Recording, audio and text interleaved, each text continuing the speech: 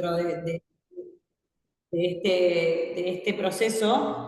Y también tratar de darles ejemplos, algún ejemplo práctico, para que también vayamos bajando los conceptos, porque muchas veces como que en la teoría está todo muy divino y después en la práctica como que nos cuesta bajar un poco los conceptos, ¿está? Entonces, nada, hablamos un poco de qué era la cadena de suministro, de que la cadena de suministro tenía varios eslabones y por eso su nombre famoso, de que no estamos hablando solamente de una actividad, sino que son diferentes actividades que están enlazadas unas a la otra, o sea, una depende de la otra, todos requieren recursos humanos, todos requieren planificación y todos requieren un flujo robusto de información. Por eso hablamos de una cadena, de la gestión de la cadena, porque no hablamos solamente de la actividad en sí, sino que gestionar el total de las partes, ¿sí? Después hablamos un poco de cuál era el objetivo, en lo que hablábamos, en lo que era el maximizar el valor, que hablábamos que no solamente hace referencia a costos, sino que también maximizar el valor hace referencia al nivel de servicio que yo le doy al cliente, siempre, como les decía, siempre teniendo claro quién es mi cliente, qué necesidad quiero satisfacer de esa persona y por ende, en función de eso, diseño toda la estrategia de la compañía. Eso es importante que se entienda. Yo tengo un cliente, tengo una necesidad que quiero resolver y en función de eso diseño toda la estrategia de toda la compañía. La estrategia de marketing, la estrategia de ventas y la estrategia de logística. Obviamente, cada una de esas estrategias, todas apuntan al mismo fin de la compañía. ¿Sí? Pero importante que se entienda que el valor no solamente hablamos de un tema monetario, sino que hablamos de lo que para la persona que en definitiva va a hacer uso de mi servicio o comprar mi bien es un valor. ¿Sí? Después hablamos muy rápidamente de cuáles son los principales actores, que yo le decía, no solamente estaba la actividad per se de producir, abastecer, almacenar, transportar, sino que había mucho más que era planificación de la demanda, gestión de relaciones con proveedores, gestión de relaciones con clientes, mantenimiento del sistema de información, ainda más, ¿no? Entonces, esto también lo vimos. Dijimos, bueno, ¿por qué entendemos y por qué damos esta materia en la carrera? Porque justamente el mercado laboral o la salida laboral para los controles es muy amplia debido a que algunas de estas actividades se tienen en algunas de las empresas con las que funcionan en Uruguay. Hoy por hoy Uruguay cada vez más es una empresa, un país que importa, no que produce tanto, pero como verán todos, si salen a las afueras de Montevideo, está lleno de centros de distribución por todos lados, lleno de empresas de transporte, cada vez el comercio electrónico está creciendo cada vez más, las empresas dedicadas al comercio electrónico, el transporte y preparación de pedidos también están creciendo, lo ven en Mercado Libre, lo ven en Pedido Ya. Entonces, ¿qué pasa? Hay una necesidad real de que el controller no solamente tenga un conocimiento muy amplio de gestión de costos en sí, sino que también tenga un conocimiento de qué es lo que va a analizar, cómo es el proceso, porque en realidad la decisión parte de entender de dónde sale ese costo. La decisión que ustedes ayuden a tomar o la que tomen propiamente, parte de que entiendan por qué se da ese costo, ¿sí? Entonces, por eso es la importancia de dar esta materia en esta carrera. Tienen un amplio mercado laboral, a veces no lo ven, pero lo tienen. Hay muchos de sus compañeros que probablemente estén en este momento trabajando en algo relacionado a la cadena de suministro. Y es importante, y vamos a verlo más adelante, que el rol de ustedes es fundamental en muchos aspectos y no solamente en el armado del estado de resultados para entregar a algún ente regulatorio, sino que hace a la estrategia de la compañía. El rol hace la estrategia de la compañía. Necesitamos del rol para lograr esa estrategia. ¿Sí? Teniendo en cuenta los desafíos y el contexto que también dimos en la clase pasada, ¿no? Que incluso ustedes forman parte de este contexto. Ustedes son consumidores al día de hoy exigentes probablemente y mucho más informados de lo que eran los padres. ¿Por qué? Porque tienen acceso a redes donde consiguen mucho más información y más rápida de la que se conseguía antes. Entonces, ya aparte de que ustedes mismos probablemente sean estas personas que estamos hablando acá. Una persona que le interesa saber dónde está sacando la mercadería que va a comprar, busca servicios de calidad, en algunos casos puede estar priorizando el costo y en algunos casos puede estar priorizando el nivel de servicio. Ya son esas personas, con lo cual no estoy hablando de personas ajenas a ustedes, sino que estoy hablando de ustedes mismos. Obviamente que ya la globalización, capaz que hace un par de años cuando empezamos a hablar de la globalización era buena, hoy es, no, es un hecho, pero es un hecho ya en la definición, el nativo digital, la globalización para mi padre era, oh, se vino la globalización, para nosotros ya somos nativos de la globalización, ustedes ya nacieron con la globalización funcionando, entonces parece una obviedad, pero es un desafío para que las cadenas de suministro sean eficientes. Y obviamente todo lo que tenga que ver con la revolución tecnológica, ahora hay todo un tema con todo lo que es la inteligencia artificial y el impacto que va a tener la inteligencia artificial y todo el cuco que hay alrededor de justamente la inteligencia artificial, cuando en realidad hay muchísimo desconocimiento de cuál es el alcance real. A mí me pasó hace un par de años atrás, yo fui a una conferencia del e-commerce day todos los años, se hace un e-commerce day en Uruguay, un evento, y una persona está exponiendo acerca del comercio electrónico en las plataformas, ¿cómo se llaman? Las virtuales, donde juegan Fortnite. No sé, capaz que yo sí. Vos que te decís, los chicos, ¿cómo se llama el jueguito? Fortnite. Fortnite. ¿Sí? Fortnite.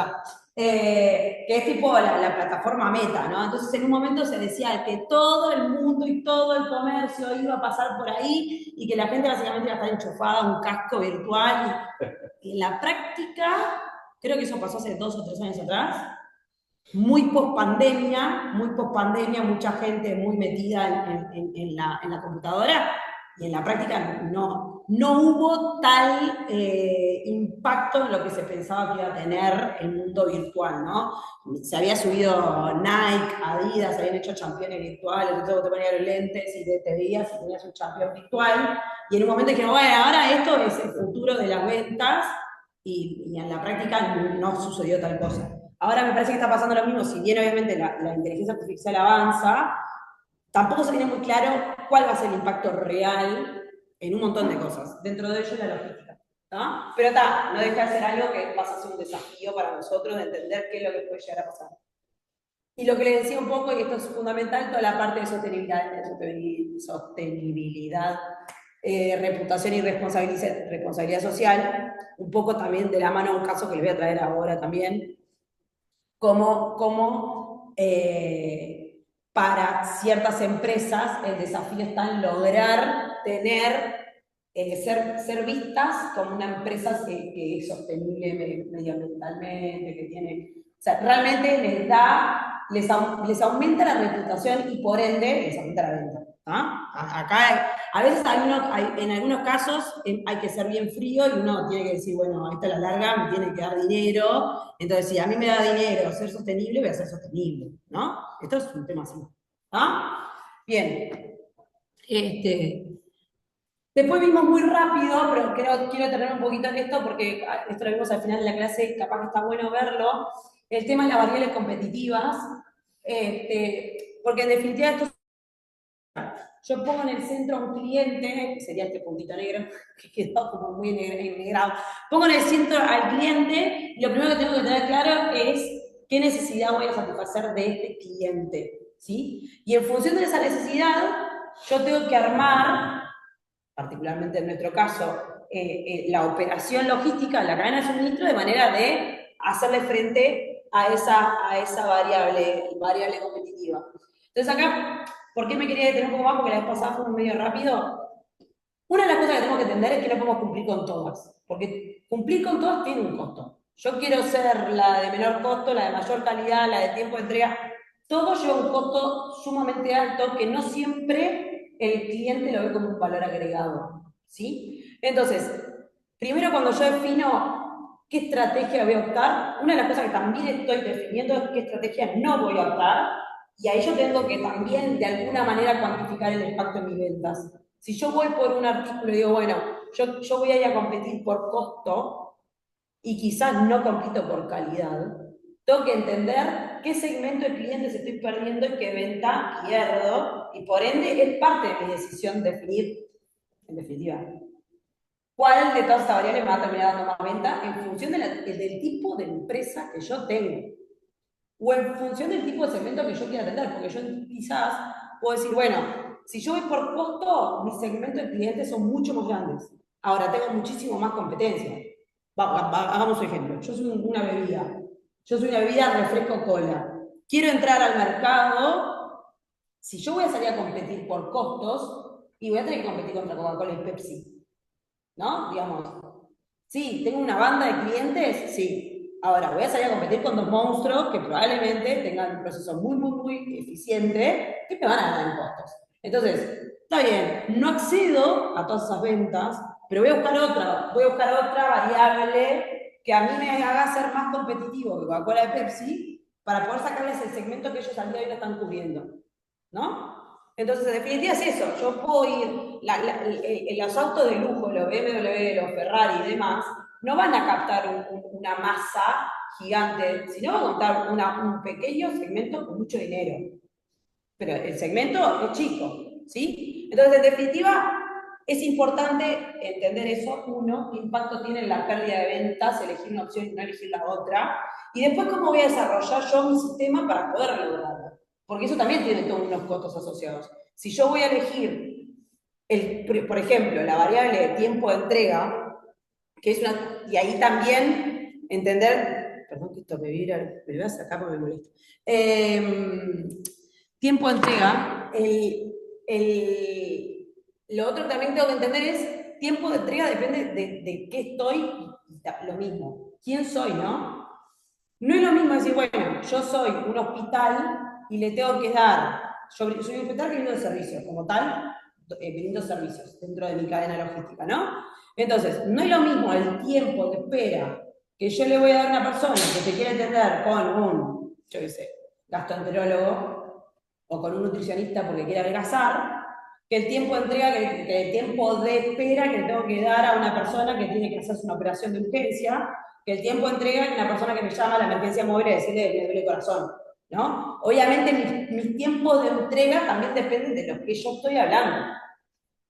Es mucho más complejo atender en tiempos al que le está doliendo el corazón y que tengo que salir y no puedo demorar más de 15 minutos en llegar a su casa, que a la persona que quiere al nutricionista a atenderse porque quiere adelgazar, ¿sí? Ahora, yo también como cliente puedo decir, bueno, en vez de ir a pagar, en vez de estar dentro de FONASA y ser socia de COSEM, me voy a ir a pagar a una mutualista privada y el plazo de entrega o el plazo de que me atienda el nutricionista probablemente sea mucho menor que el COSEM.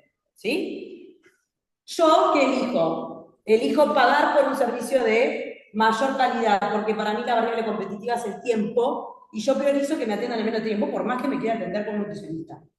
Por más que mi consulta no sea urgente, yo puedo pagar y prefiero pagarlo. Y entonces MP usa esa variable como variable competitiva. Vos pagas un poco más, pero te atendés en toda la semana que viene, lo que quieras. ¿Sí? En cambio, FONASA no. ¿Sí? Pero FONASA que atiende a una masa mucho más crítica de personas. ¿Está? Bien. Después hablamos del tipo de cadenas en función de qué tanto conocimiento o qué tan certera sea la demanda, o sea, o qué tan estable es la demanda y qué tan estable es el abastecimiento. Y entonces, en función de esas dos variables, yo tengo diferentes tipos de cadena. Entonces, hablamos de esto, ¿no? Decir, bueno, si yo tengo una incertidumbre de la demanda baja, o sea, conozco conozco quién me va a comprar, cuánto me van a comprar y cuánto voy a vender, y no tengo problemas en el abastecimiento, por ejemplo, Coca-Cola. Coca-Cola tiene una demanda estable, podrá variar más o menos, podrá competir más o menos con Pepsi, pero es una demanda relativamente estable y su materia prima principal es agua dulce, con lo cual no tiene problema en el suministro. El único problema que tengo problema en el suministro fue la sequía. Sacando la sequía, no tiene problema de suministro. Entonces, ese tipo de cadenas, por lo general, son cadenas de abastecimiento que se focalizan mucho en ser muy eficientes y disminuir los costos operativos. ¿Por qué? Porque justamente no tienen otras variables inciertas. Entonces tiene que producir mucho volumen para hacerle frente a la demanda al menor costo posible. Esa es la estrategia que hacen por lo general este tipo de cadenas. Distinto es las que tienen una demanda muy incierta o las que tienen un impacto o sea, que sus componentes madre no son tan estables como lo que es el agua de OCE, ¿no? Que dijimos, bueno, estas son las cadenas de suministros ágiles, que son estas que tienen que buscar, que tienen que adaptarse muy rápido a los cambios en la demanda o a los cambios en el suministro, ¿sí? Entonces, en función de esto, bueno, y acá solo al final, como para redondear, le decía, bueno, ¿cuál es el rol del controller? A grandes rasgos, porque después lo vamos a ver cada vez que veamos una actividad, como vamos a ver un poco más en profundidad. Dije, bueno, análisis económico en las decisiones logísticas, esto es lo que yo le decía. Ustedes son los que tienen el dato de si es más rentable o no tomar una decisión o la otra. Digo, olvídense del estado de resultados, sino que ya forman parte del rol decisor de la compañía. También, acá no sé, eso es lo que habíamos visto en la clase pasada, se me quedó cortado. No sé por qué me quedó cortado. No sé, pero me quedan los dos cortados. Igual acá tengo el ver. Sí. No sé. Vale. Perdón. A ver, yo creo que.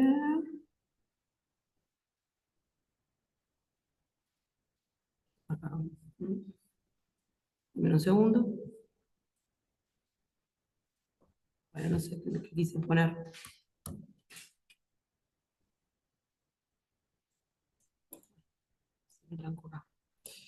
El diseño de los modelos suele ser de los modelos de los modelos de la cadena propiamente dicha. Esto es definir por cuál cadena vamos a ir, por qué tipo de cadena vamos a ir. Acá se lo contó. Lo macañé yo. Perdón, chiquilines, que acá Ahí sí. me va. Seguimiento de los KPI, nosotros después, clase a clase, actividad, o sea, dependiendo de la actividad que veamos, abastecimiento y demás, vamos a ver al final de cada clase cuáles son los KPIs, o sea, cuáles son los indicadores que miden la performance de esa actividad, ¿sí?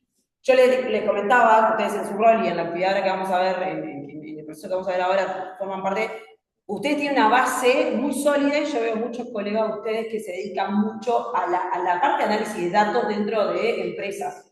Quizás no hacen nada como contadores, pero son los número uno en la parte de análisis de datos. Incluso el otro día yo estaba hablando de una colega de ustedes que trabaja en Pedido Ya. Ella ahora cambió de rubro, pero hasta hace nada era la gerenta de Data Analysis de Pella, o sea, era la que se encargaba de básicamente dar todos los reportes de todos los datos que acumula Pedido Ya dentro de sus operaciones. Soporte de gestión de inventarios, y ahí no sé qué quise poner, pero es lo mismo, ahora también lo vamos a ver cuando veamos abastecimiento. Y sostenibilidad y compliance, esto porque el área de compliance dentro de las empresas son el área, digamos, donde justamente se evalúa la responsabilidad social y la ética, o sea, tanto la ética interna dentro de la empresa como la responsabilidad hacia afuera.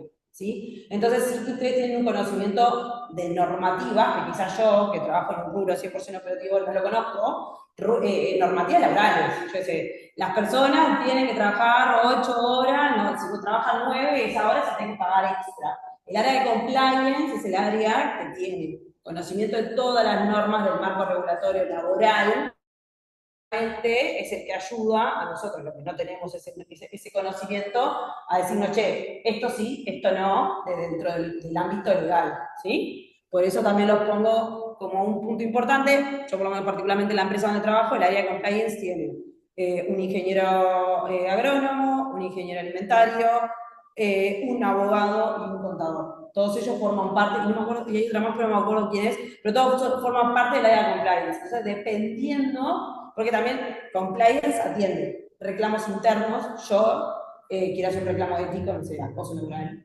Entonces, obviamente va a formar parte el abogado, qué sé yo.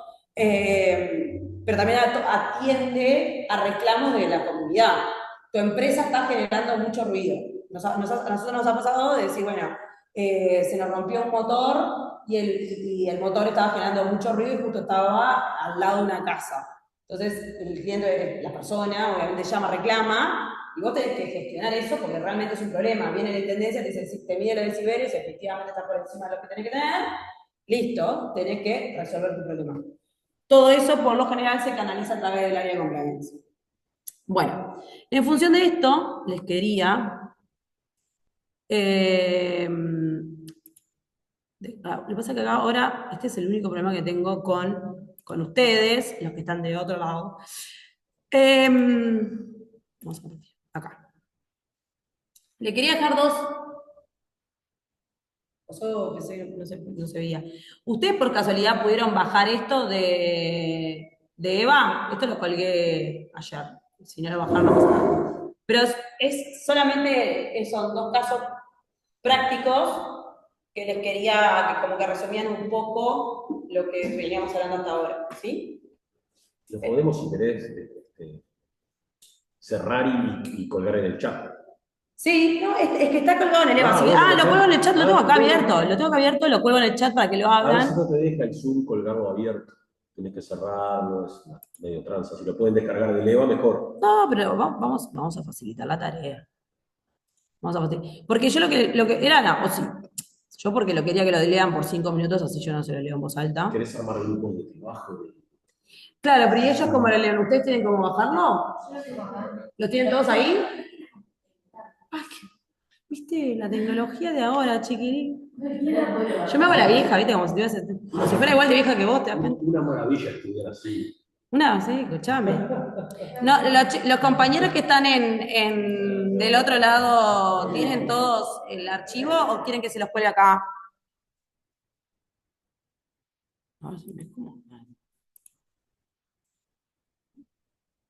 Si podés colgarlo, te agradezco. Pusieron en el chat. Sí, pero, ¿sabes qué? Denme un segundo que doña Si no, vieja no... si no, yo lo descargo del EVA y te lo puedo. No, estoy acá, estoy acá. Pegué.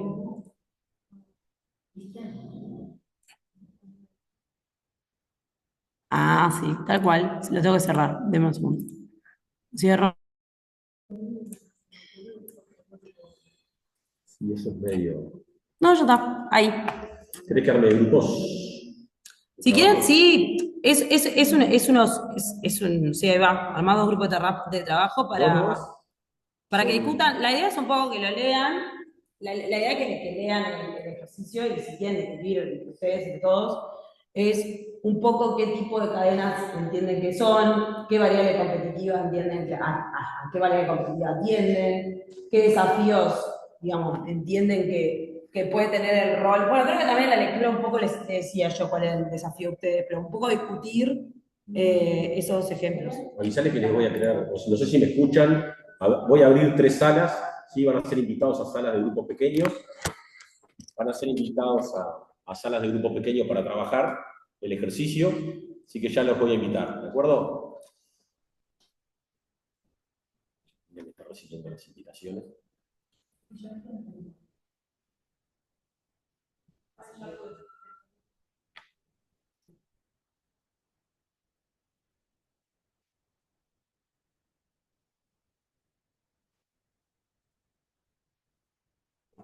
Ahí va. Pase, pues, entrar. Ahí va. A vos ya no te entendí. El grupo 3, el grupo 2 está completo.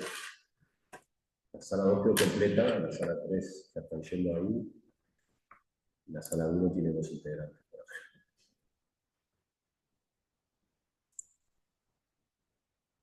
Es más, les iba a hacer un Kahoot, pero no me dio tiempo, si no les hacía. La próxima clase empiezo a hacer Kahoots. Porque hace poco entendí cómo se hacían, no me soy tan amigable. Aparte me llena de spam la casilla después Kahoot. Sí, yo no. ¿Viste? O pago o me llena de spam, y viste que no estaría haciendo la idea. Ah, mágico. También me llena la casilla correo, ahora el código QR. Para hacer algo así, cuando voy charlas así que nadie... Ah, bueno, pero para eso hay uno mejor todavía. Hay una, que puedo averiguar cómo es. Hay una aplicación que yo lo vi que lo usan pila en las charlas que hacen en la UM, que vos haces preguntas, yo hago una pregunta y a vos te gustó la pregunta que yo hago, entonces vos le das like a mi pregunta. Entonces, cuantos más likes tenga la misma pregunta, la van poniendo arriba del todo. Vos podés hacer las preguntas que quieras, o sea, te quedan ahí, pero cuanto más personas coincidan en que le gustó tu pregunta, te la vas poniendo más arriba. Entonces empiezas a contestar en orden de mayor interés de la gente. Claro. Eso está buenísimo. Si tipo sos de dar charlas así, a mí me Sí, encantó. cada 3 meses. Porque aparte muchas veces vos es siempre. como que tenés una pregunta y cuando ves a alguien que hizo una pregunta muy similar, está Cada buenísimo. 3 meses presento los costos de la empresa, después abierto con negocios, después abierto con planta. Claro, preguntas. Y bueno, está. Yo la uso para eso y para evaluar, para evaluación de capacitaciones también. Está bueno. La sala 2 y la sala 3 ya tenés. La sala 1 no se conectó a nadie.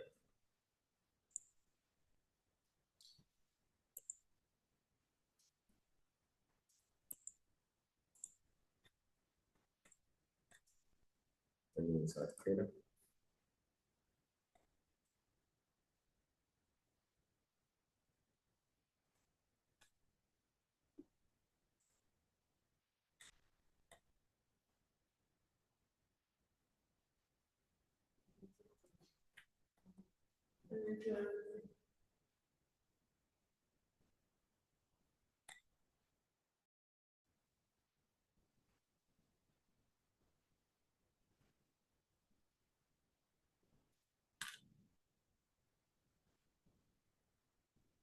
Te mandé mensaje para decirte que ya.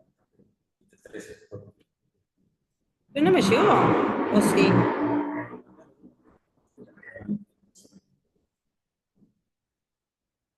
Bueno, sí. Se ve que lo tenía trancado porque ahora, viste, por eso me saqué el reloj cuando empezaron a caer muchos mensajes y ahora me di cuenta que tenía bastante. Sí. Porque me cambiaron la computadora. Mm.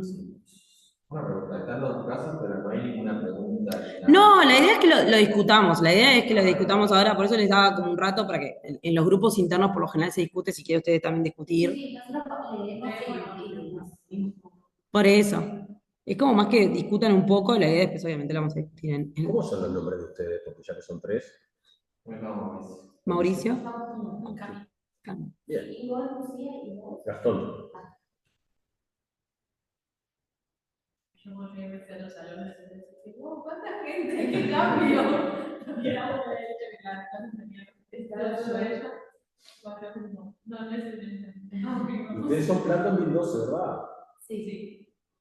El plan 2024 va a tener va a tener más gente en esta materia porque va a haber una especie de, digamos que se va perfil de controller, va a tener esta materia obligatoria. Igual, una duda, nosotros hacemos administración. Claro, en la administración sí, el único. ¿Eh? ¿En serio cambió? No, todavía no cambió, pero sí, me dijo un docente que sí. Ah, pero el que ya cambió fue el de contador. El de contador, sí. Tiene que ir a la rama, pues. Van a ver como perfil. Claro, nosotros tenemos que preguntar. Pero no es no, ya.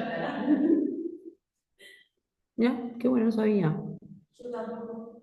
Es que bueno, nosotros tenemos un controller, o sea, ahora justo me pasaron la nueva estructura de controllers, que ahora dependen todos del planeamiento financiero, antes dependían de cada una unidad de negocio, pero está salado tipo la especificidad que tiene un controller con respecto al otro. Salado. Por eso creo que van a apuntar a hacer varias cosas. Es que es re distinto, yo veo, no sé, mi Cada vez esposo. más específica en el trabajo, ya no es tan global el trabajo del contador. Y antes, Para mí al revés, para mí es muy global, yo capaz que tengo una visión de outsider. Para mí hay bochas de laburo. El tema es que por lo general no es tan conocido, sí, no es tan conocido esto que yo digo, yo qué sé, es lo que me pasa con toda mi familia, que es toda contadora. Eran tipo, o sus sueños eran trabajar en bancos o en estudios contables, o sea, o empleados, o tipo, mi madre era auditora de la nación, pero... No, pero pues te digo, para mí hay pila, y me pasa mucho que cuando vienen los contadores a trabajar con nosotros, es como que les gusta, bueno, a ver, yo tengo me acuerdo cuando nosotros iniciamos la materia, ¿vos te acordás que había una que se llamaba Diego, que era, no me acuerdo el apellido, era el gerente general de D4, el centro de distribución de farmacia. Gerente de logística de D4, era el gerente de D4. No era contador. Y había hecho toda su carrera como controller. Y claro, conocía tanto los procesos que terminó como gerente de toda la presión. ¿Entendés? Muy cerca. Y ahora está trabajando en una empresa que son consultores logísticos que se dedican a la parte de automatismo, robots y demás, como consultor logístico. Es un éxito. Me encanta. Yo una vez fui a ver con ellos un robot despegadísimo. Eh,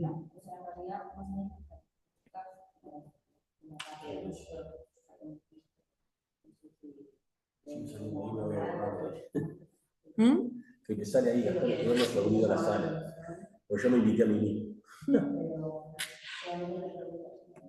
Sí, es como. Ok.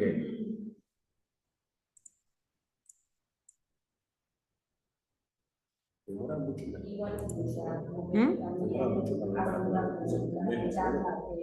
No, a mí me la dieron enseguida. Lo que no me dijeron ahora es qué hacer. La nota y todo, al final todo eso lo dieron todo enseguida. Lo que yo después escribí y dije, che, ¿y ahora? No te escribió nadie de curso de Nadie. docente para ir a firmar Nada. Pero yo escribí y digo, ¿y ahora qué hacemos? Y lo lógico. Yo sigo cobrando como grado 1. Por más que la diferencia económica no sea mucha, yo sigo cobrando como grado 1. Estamos grado 1 6 horas. Sí. Vas ¿Y a estar esto? grado 10 horas. No, 6 horas. Sí, hay como ventaja también. 6 horas. Sí, el de 10 horas fue antes y yo en ese no me escribí por eso mismo. Porque en realidad, tipo, yo me acuerdo que le dije a Karina, yo hoy no puedo. No puedo ahora, me voy a meter a hacer una maestría, que no sé si lo voy a hacer todavía. No sé. Claro, sí, me dijeron eso. Que tengan pidiendo la participación de los docentes.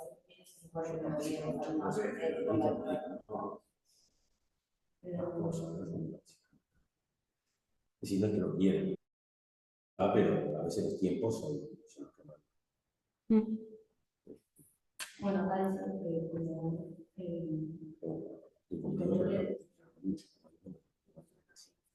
gerencial sí,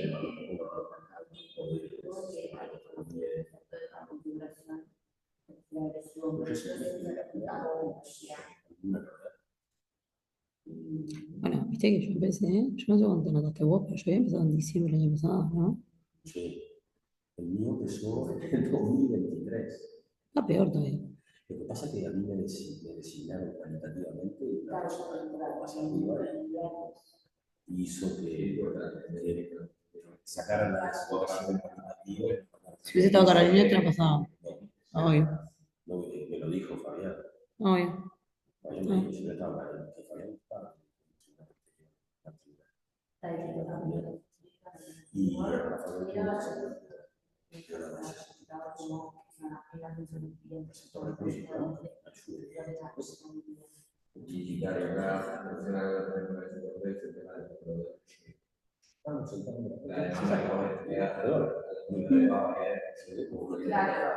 ¿En la de ahora? ¿En la de ahora?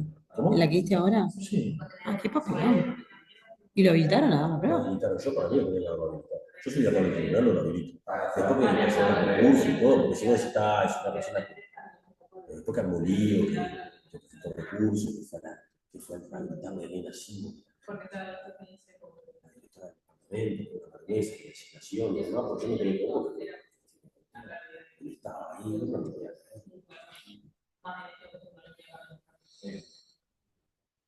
Y digamos, el éxito probablemente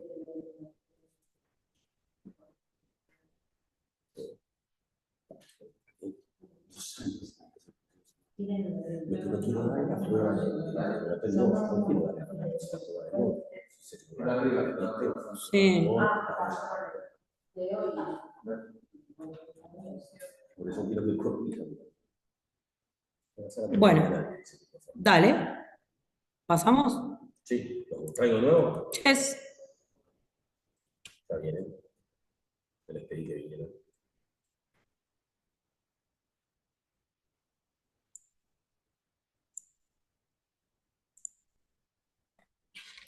Bien. Voy a poner compartir el aquí acá. Bueno, vamos a ver un poquito. ¿Qué les parecieron los casos, digamos? Los casos les parecieron. Conocen ambas empresas, obviamente, ¿no? Es más, yo ahora en mi computadora no era de él porque me la cambiaron hace nada. La mía tenía antes un logo. No era que le estaba haciendo publicidad a la computadora. Pero,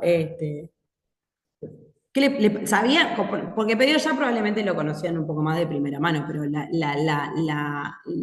funcionamiento de él lo tenían, lo conocían. ¿Sabías que funcionaba de esta manera? Bien. ¿Y o sea, vos de qué trabajas? Perdón, si estás trabajando en algo. Pues no trabajas. Si trabajas en algo. El trabajo de desarrollador de software. Ah, con razón. Está, obvio. Está. Recontra conoces a él. Y bueno, justamente, ¿qué opinión tienen de la gestión? ¿Qué entienden cuál es su variable competitiva o cuál es la variable competitiva que tuvo Dell con respecto a sus competidores tradicionales? Y para mí la ventaja es de poder armar la computadora en función de lo que querés, si querés más memoria, si querés más potencia de procesamiento, etc. Obviamente, una de las grandes es la personalización. Ya ni que hablar. Y que son bastante orientadas a la gama alta, si lo usan las empresas, computadoras potentes. Igual, si bien no lo puse acá, porque era muy largo, si no me queda larguísimo, de él, sí es real que ellos en un momento dijeron, bueno, che, yo me tengo que distinguir de mi competidor tradicional, que ahora no sé cuál era, pero de mi competidor X, Hewlett Packard, bien, mirá, Por la acá competencia. decían, no sabía que Dell personalizaba las computadoras. No, yo tampoco. Que te escuchan, dicen.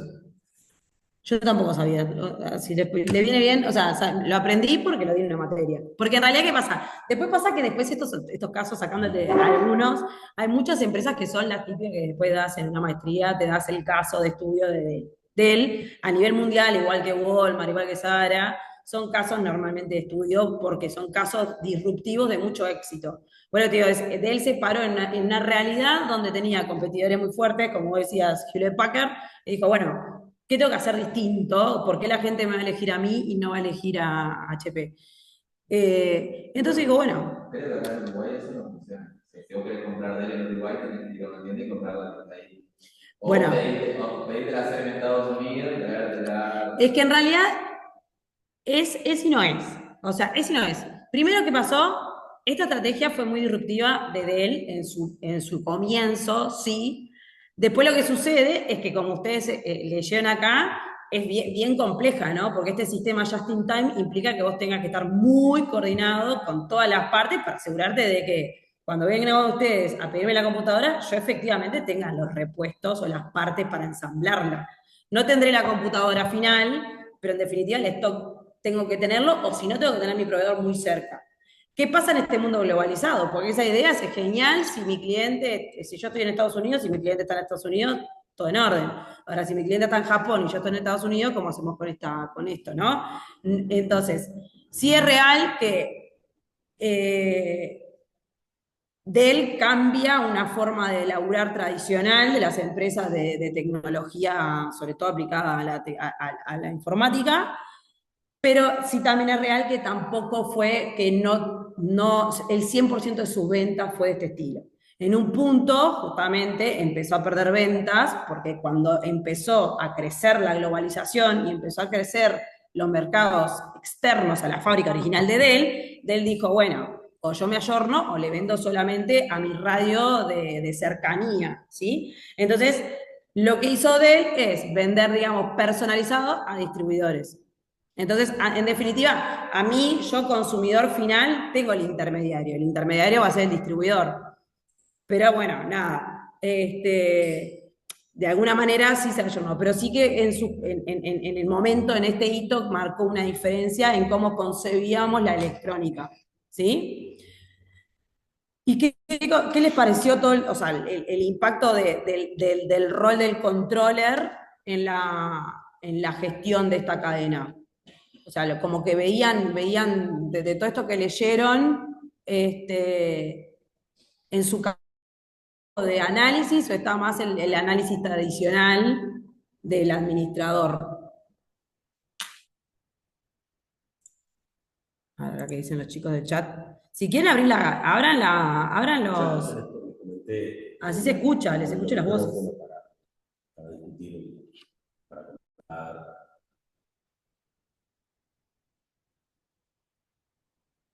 Me pusieron un corazón ahí. Querían discutir, pero no discutieron. Esta generación es más tímida. El año pasado teníamos gente más habladora. Ay, esperen que me entreveré con. Acá. ¿Qué estoy compartiendo? No entiendo qué estoy compartiendo. ¿Estás compartiendo acá? Sí. ¿Y por qué? El ejercicio. Porque, perdón. Bien. No, o sea, lo ven como. ¿Vieron la cantidad de puntos a lo que puede aportar el rol, ¿no? Desde el análisis de la rentabilidad, que quizás sería lo más obvio, el control de los costos, esto que yo le decía, todos los costos asociados a trabajar de esta manera, las métricas, el desempeño de no solamente, porque acá lo importante es entender que cuando hablamos de desempeño no estamos hablando solamente de desempeño de la parte económica. Siempre quédense con eso, ¿no? O sea, los controles que trabajan con nosotros, mi caso particular, dominan los KPIs operativos, tanto los operativos como los económicos, al 100. No es que, digamos, él se dedica solamente a la parte de KPIs, de gestión de costos, y después el resto de los operativos lo haya otra persona. Los hace sí o sí necesariamente la misma persona, porque es lo que yo les digo, porque en definitiva el comportamiento de un costo va a ir asociado al comportamiento de un KPI operativo. Entonces, y cuando hablamos de KPI operativos, hablamos de satisfacción del cliente, reclamos, cumplimiento de tiempo de entrega, ese KPI operativo, el duro y puro, el que yo dije, esto es lo que quiero satisfacer del cliente, lo tengo que medir a ver si efectivamente estoy cumpliendo con las expectativas. Ese indicador también es el que ustedes pueden medir y asociar a la gestión. Y obviamente todo lo que es la gestión de riesgos, ¿no? El análisis y la evaluación de riesgos en función de esto. Che, yo estoy trabajando con un proveedor que está en otro país, que dependo de una importación, todo esto también forma parte. Y bueno, y Pella, ¿qué les pareció Pella? Pella ya era algo más conocido a todos, ¿no? Entiendo que todos conocen Pedido Ya, perdón que le diga Pella, Pedido Ya. Tengo amigos que trabajan ahí. ¿Sí? La gente que trabaja ahí le dice sí. Como Meli de Mercado Libre, sí. Yo soy de las que en un momento decía, hablen bien, y después me convertí en una de esas. Claro, primero que lo más lindo de Pedido Ya, lo más lindo de Pedido Ya, que es un desarrollo uruguayo. Eso primero y principal. Pero sí, como habíamos dado en la primer clase, a mí lo que me gusta de Pedido Ya fue también, es una empresa súper disruptiva en lo que respecta a cómo nosotros pasamos a pensar en cuál sería el plazo de entrega correcto.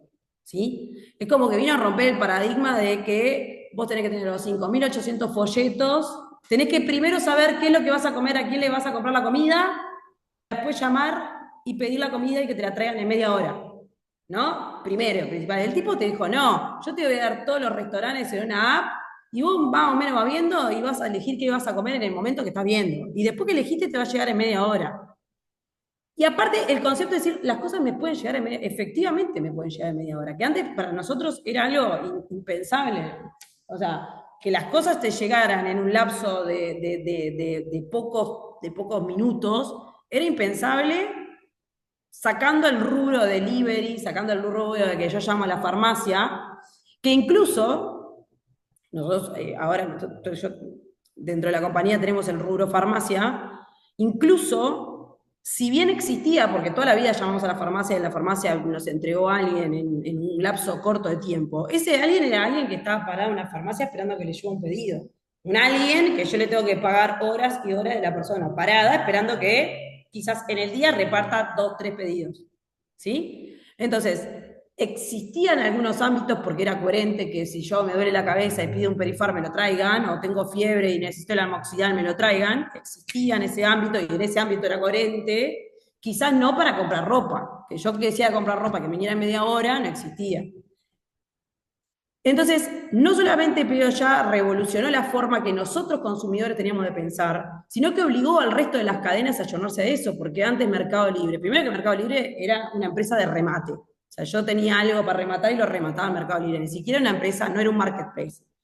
Pero cuando se transforma en un marketplace, cuando vino Pedido Ya, le empezó a cuestionar a Mercado Libre, che, ¿por qué me entregás de 2 a 3 días? Si yo no sé si de 2 a 3 días voy a estar en mi casa. Yo voy a estar en mi casa mañana o capaz que no estoy en mi casa. Decime cuándo vas a venir. Pedido Ya me vino a decirme a mi cliente, o sea, a hacerme darme cuenta a mi cliente, que yo tengo que exigir a vos, no, mijo, yo quiero que me lo digas tal día, tal hora. No me hagas esperar de 3 a 4 días en mi casa a ver si me llega. Y Mercado Libre se montó en el mismo barco y ahora tiene la entrega same day, next day, que llaman, y dice, bueno, te entrego en el día o te entrego el otro día. Bueno, opiniones. Sí, yo no me voy a poner, yo no, gracias a Dios no estoy en la plataforma Mercado Libre. Pero me decís en el día y tengo que estar atornillado a mi casa. Depende, bueno, depende, sí, por eso. Pero justamente dentro a mí que me gusta escuchar a un par de personas que se dedican mucho al estudio, la última milla, justamente una de las cosas que le cuestionaron a Pedido Ya fue, está divino la entrega inmediata, perfecto. Ahora, si yo no tengo ganas de pagar ese costo porque no tiene sentido, porque aparte no lo necesito inmediatamente, pero quiero saber cuándo me va a llegar. Ese desarrollo, por ejemplo, todavía no está hecho con esa precisión. Eso que vos decís, che, sí, está hecho. tal día, tal hora. Pero igual hay algo que, por ejemplo, el día de ya te sale 70 veces. Sí. Y el de Mercado Libre, que es al otro día, cuando no es gratis, sale 180. El Pedido Ya te cobra a vos clientes 70 pesos. Sí, no, no te lo cobran. Pero no, lo otro que tiene malo de Mercado Libre es que si vos te fijas qué hace tu paquete, yo te compro las tiendas en el centro, que quedan a 10 cuadras de mi casa, y mi paquete va a un centro de distribución en Barro Blanco para venir. Porque va Wes. Porque Wes es bueno, pero ¿por qué? Bueno, porque todas las empresas que venden, todos los que vendemos dentro de la modalidad flex, que se llama, que es esta que te digo, depende a qué hora compres, te lo voy a entregar en la tarde, te lo voy a entregar el otro día. Esa modalidad, las empresas de paquetería lo que hacen es levantar en todos los que vendemos así, pasa, cada uno levanta, lo lleva a su centro de distribución, arma las rutas en función de las zonas y después sale. Entonces, como decís, el paquetito capaz que está a 10 cuadras de tu casa, se fue hasta la 101, en la 101 lo repartieron por barrio y volvió a tu casa. Sí, hacen esa. Y eso es el desafío de la logística. ¿Qué costo tuvo asociado cuando vos vivías a 5 cuadras del... ¿Valió la pena ese costo? Realmente en función de lo que vos pagaste por eso aparte. Porque vos no pagás que se vaya a la 101 y que vuelva. Porque pagás un promedio de un valor que probablemente si vos hubieses pagado lo que realmente te sale, hubiese pagado mucho más barato. Pero no tenemos la inteligencia para llegar a esa estructura. Pero entienden el costo que está asociado de que el paquetito haga esa boludez. Pero en definitiva, yo lo que digo es, hoy Pedido Ya también es eso, una de las cosas que hizo Pedido Ya de él, y otro caso muy famoso que es Zara, que no se lo puse acá para tampoco hacerlo eterno, fueron industrias que cambiaron la forma de pensar del consumidor, que le dieron al consumidor, lo hicieron al consumidor mucho más exigente, porque el consumidor descubrió que puede exigir cosas que antes no existían. ¿Ah? Yo como consumidor puedo exigir mejores tiempos, mejores plazos. Entonces ahora, todos los que nos dedicamos al e-commerce, estamos pata para arriba tratando de ver cómo resolvemos cumplir con los plazos de los clientes. Para nosotros es un desafío. ¿Cómo hago que eso realmente sea rentable? Hacerlo puedo hacer, pero ¿bajo qué costo? Hoy para nosotros no es rentable cubrir ciertas expectativas, esa es la realidad. Entonces, ahí está el desafío de este tipo de industrias, de que generaron algo que para ellos a su vez es rentable también, ¿no? Porque para Pedido Ya su sistema es rentable, si bien tuvo una curva donde no fue, pero hoy por hoy sí lo es, para Zara, obviamente. El año pasado, el año De break-even, puede ser, sí. Lo que pasa es que también Pedido Ya el otro que tuvo, aparte, más allá de su salida y su boom y todo lo que quiera revolucionario, empezó a adquirir unidades de negocio que no eran, porque ellos en el corazón original eran una empresa de tecnología, pues en realidad los desarrolladores de Pedido Ya eran dos estudiantes de ingeniería en sistemas, o sea, dos programadores que se les ocurrió una idea excelente y dijeron, vamos a desarrollar un programa que atienda a esta necesidad. Era una tesis. Exacto. Y en realidad los locos al principio tenían, vos entrabas a la web y en realidad lo que había atrás era un call center. Había gente atendiendo, viendo lo que pide la gente por internet y llamando por teléfono al restaurante a decirle, fulano, Lucía Caloya te pidió una pizza.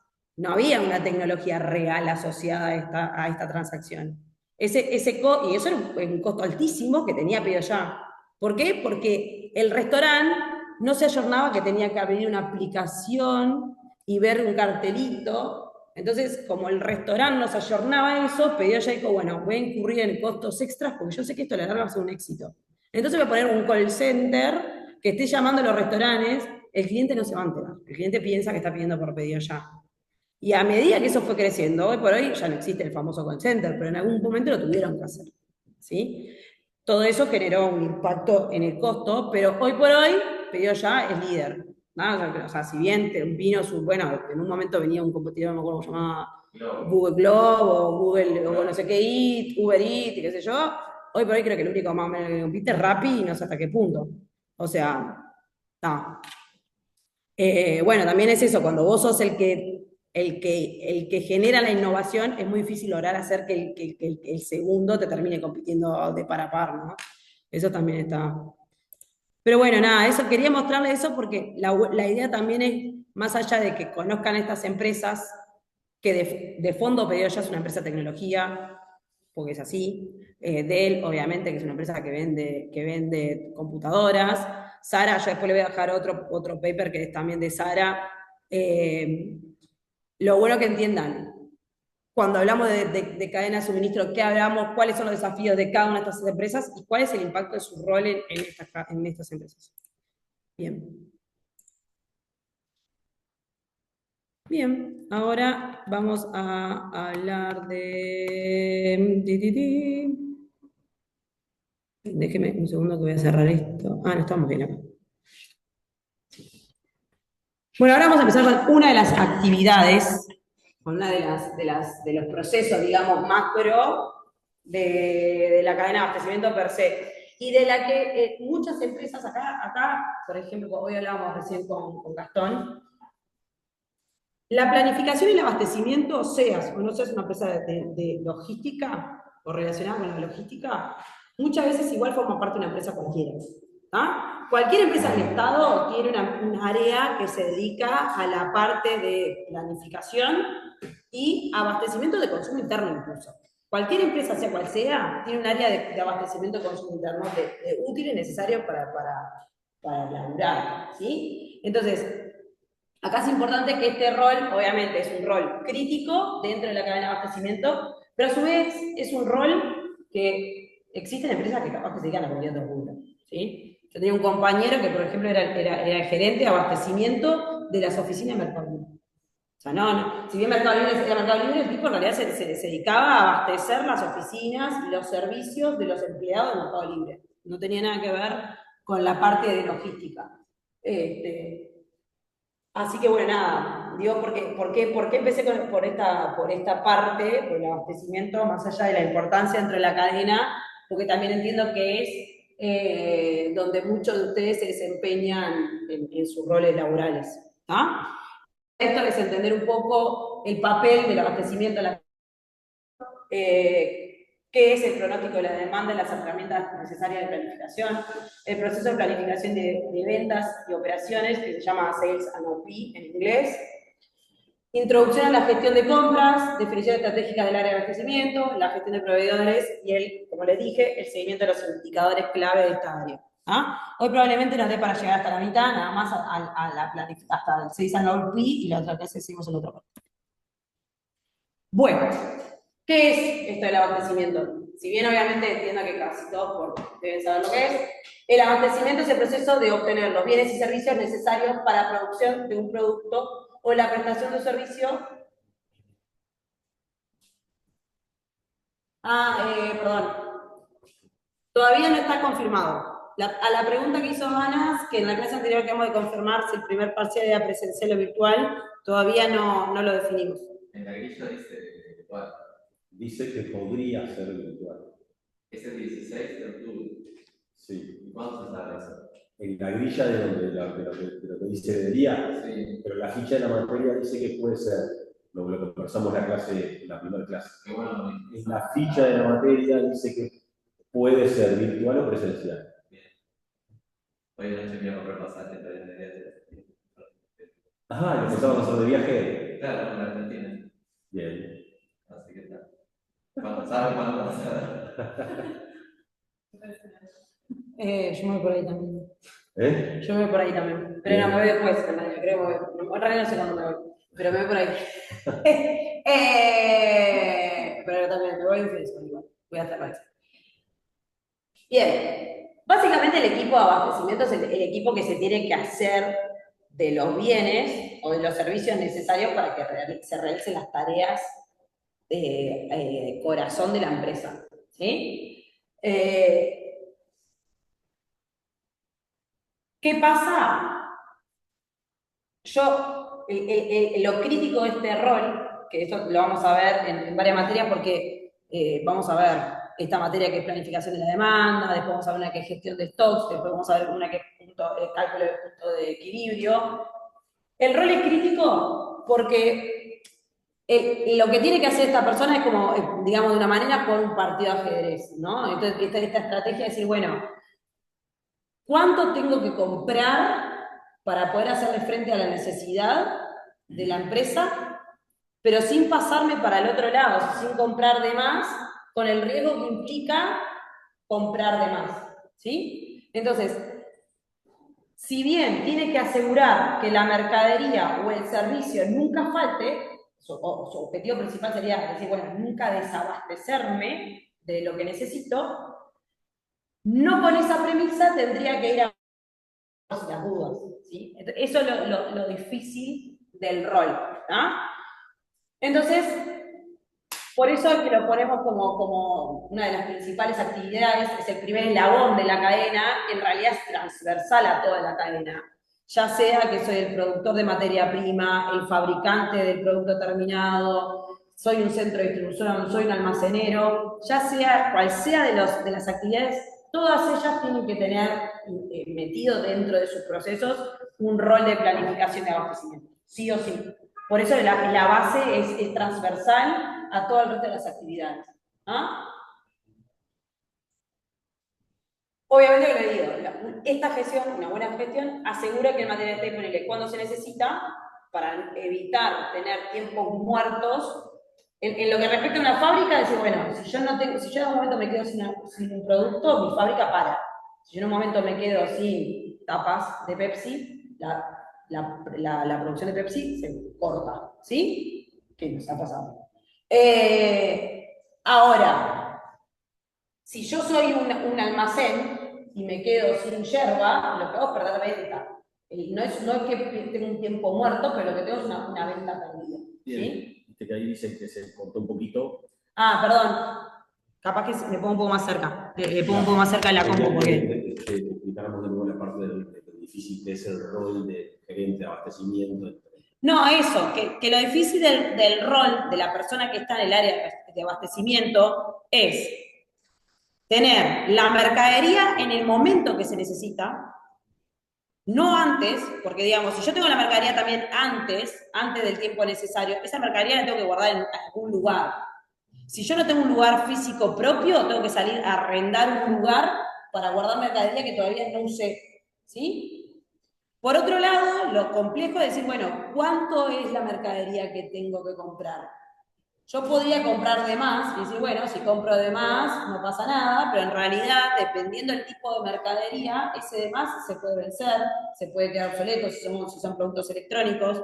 Entonces, no se trata solamente de adquirir el artículo, sino que adquirirlo en la cantidad que minimice los costos totales del proceso, ¿sí? Es eso, adquirir las cantidades que minimicen los costos totales del proceso en el momento necesario para poder asegurar que no pare la producción o que no pierda ventas, ¿no? Si bien quizás no tiene un impacto en costos, no llegar a la góndola, sí tiene un impacto en pérdida de ventas, ¿no? Entonces, eso es lo complejo del rol, ¿sí? El cálculo exacto. ¿Por qué lo complejo? Porque parto de un dato que es incierto, que es la demanda.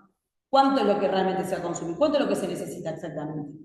Como parto de un dato incierto, es difícil el cálculo real de la información. Y más dependiendo del tipo de artículo que yo vendo. Si yo soy Canarias o Conaprole, tengo más certeza en el dato porque soy un artículo de consumo masivo.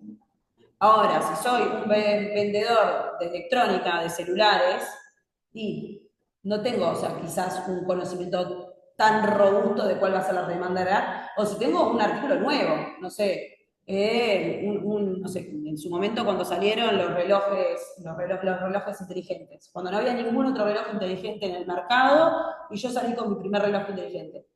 No sabía cuánto iba a vender, era totalmente incierto. Y sobre algo incierto, tengo que empezar a calcular cuántas piezas necesito de relojes, ¿sí? Bien. Eso es lo complejo del rol. Obviamente, ¿cuál es el objetivo principal del área de abastecimiento, de la gestión de abastecimiento? Calcular las necesidades para equilibrar la oferta y la demanda, esto le decía, qué cantidad necesito, en qué momento, ¿sí? Reducir los costos asociados al deterioro, al robo y la obsolescencia. Esto, no comprar de más por las dudas, porque ese por las dudas, más allá de que tengo que pagar almacenamiento, se vence, se rompe, se roba, y por ende son todos riesgos de pérdida, a la larga generan mayores costos de lo que me ahorro por comprar mayores cantidades.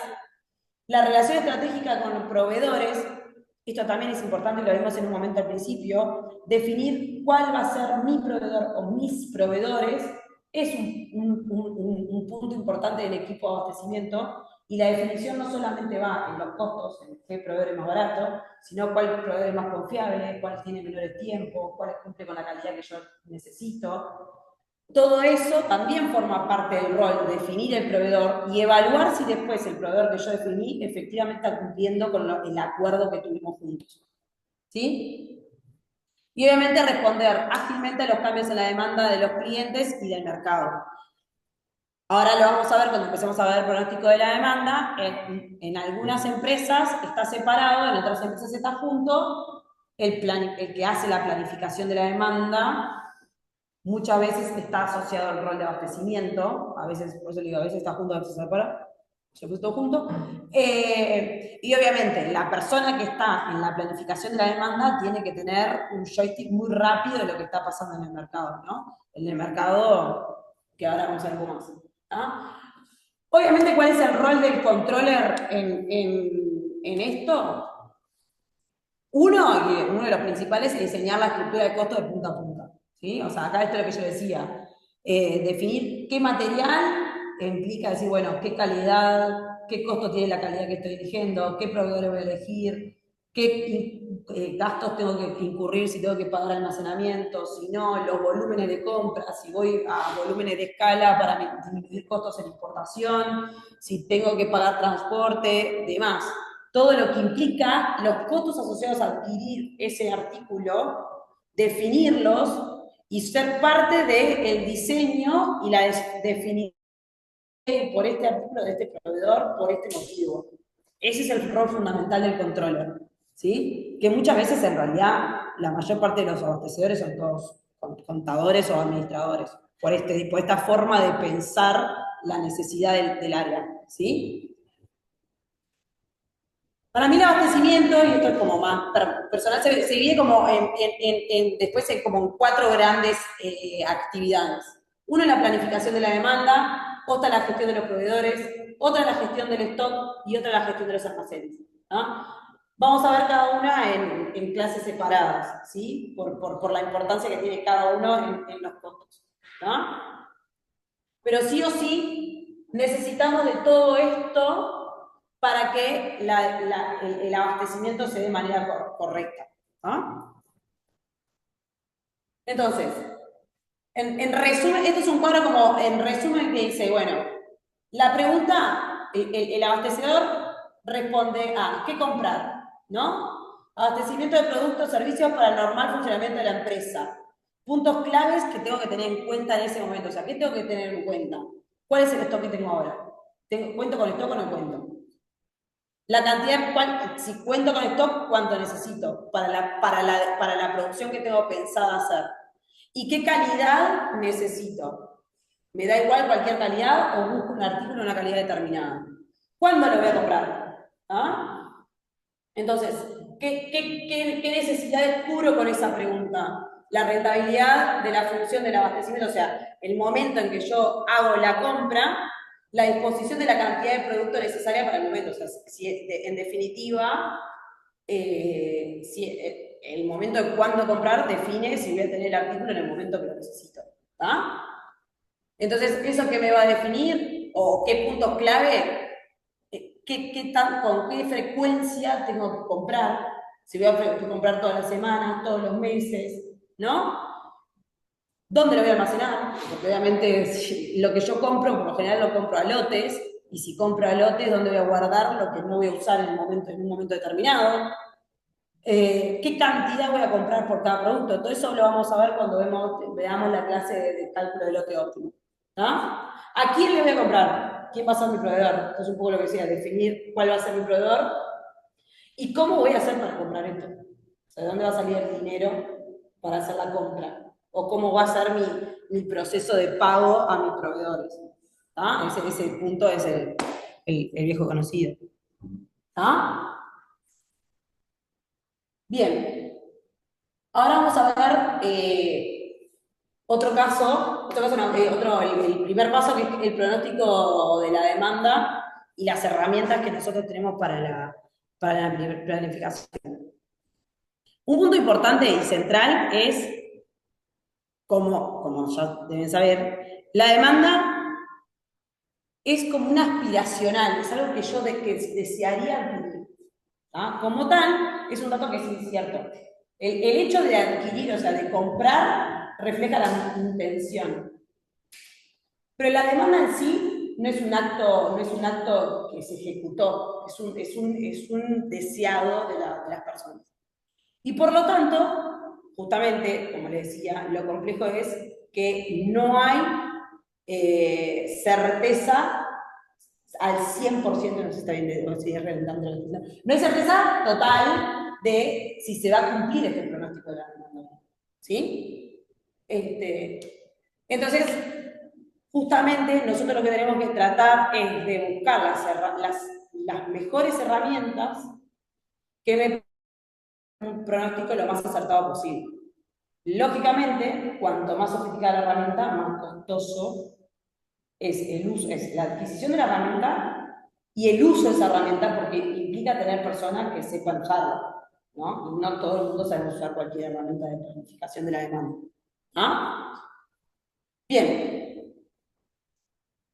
Obviamente que el pronóstico de la demanda impulsa toda la planificación de lo que sigue. Yo, si en definitiva, el equipo de ventas y me dice, voy a vender un determinado volumen de producto, yo con ese volumen que se va a vender en un determinado mes, empiezo a decir, bueno, este volumen, ¿cuándo lo voy a producir? ¿Cuánto me lleva a producirlo? Tanto tiempo me lleva a producirlo. ¿Cuánto me lleva a adquirir la mercadería? Tanto tiempo. ¿Cuánta mercadería tengo que adquirir? Y así voy hacia atrás. Con lo cual, una vez que está definida la demanda, decir, bueno, entendemos que vamos a vender esto, eso desencadena todo un proceso de planificación de todo el resto de las actividades hacia atrás. ¿Sí? Porque aparte, cuando estamos hablando, por ejemplo, sobre todo cuando nos ponemos en una fábrica, Yo le doy mi ejemplo de cuando trabajaba en Pepsi o en Pilsen. A mí venía el planificador de la demanda y me decía, en enero vamos a vender tanto de Pepsi Black, tanto de 7-Up, tanto de cerveza Pilsen litro. No es que voy a decir, le decía uno, le decía todos los SKUs que teníamos enteramente Pilsen. Yo voy a vender esto en este mes. Y particularmente en Pilsen hay 3 líneas de producción. Una de cerveza, una de refresco de plástico y una de refresco de vidrio. Con lo cual, todo eso lo tenía que después meter en 3 líneas de producción.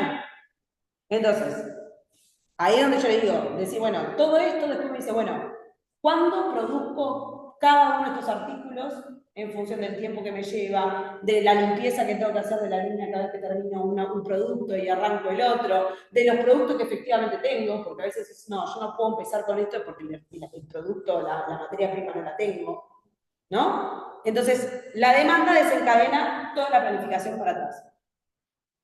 Y después es importante entender que existen como dos demandas, dos grandes demandas, definición de demanda. La independiente y la dependiente.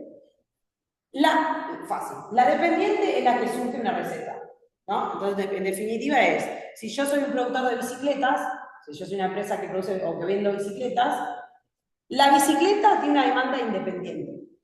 Ahora, cuando yo la voy a producir, yo dije, voy a vender 10 bicicletas. Yo ya sé que necesito 20 ruedas, 20 pares de pedales, no sé si pedal de aparo o sea, un manillar. La dependiente es la que surge de la receta del armado, digamos. Y bueno, una vez que yo definí que voy a hacer 10 bicis, la bici necesita el pedal, la cadena. Entonces, en definitiva, el resto de los artículos se desprenden de la receta de la bicicleta, ¿sí? Esa es la dependiente. Esa es la dependiente, digamos, la que depende del anterior. ¿Ah? ¿Por qué? Porque es importante, porque digo, lo difícil es sacar la independiente. O sea, decir, bueno, si estoy en una fábrica, lo difícil es saber cuántas yerbas canarias voy a vender. Una vez que ya sepa cuántas yerbas canarias tengo que producir, cuánto tengo que adquirir de yerbas, cuánto tengo que adquirir de papel y demás, se desprende de lo otro. Ya ahí no es tan difícil, ¿sí? Bien. ¿Por qué es importante este proceso? ¿Por qué es fundamental la planificación de la demanda? Primero porque apunta a mejorar el nivel de servicio. El nivel de servicio es el servicio que yo le doy a un cliente, ¿sí? Yo si yo digo, bueno, quiero satisfacer la necesidad de un cliente. Preguntan cuál sería la demanda independiente. La bicicleta. En el caso que yo les acabo de decir, perdón, sí, sería la bicicleta, o sea, el artículo que no tiene una receta asociada. O sea, en el caso de la bicicleta, el que tiene una demanda independiente es la bicicleta propiamente dicho. Ahora, para armar la bicicleta, yo necesito una rueda, necesito 2 ruedas, necesito un manillar, necesito unos pedales.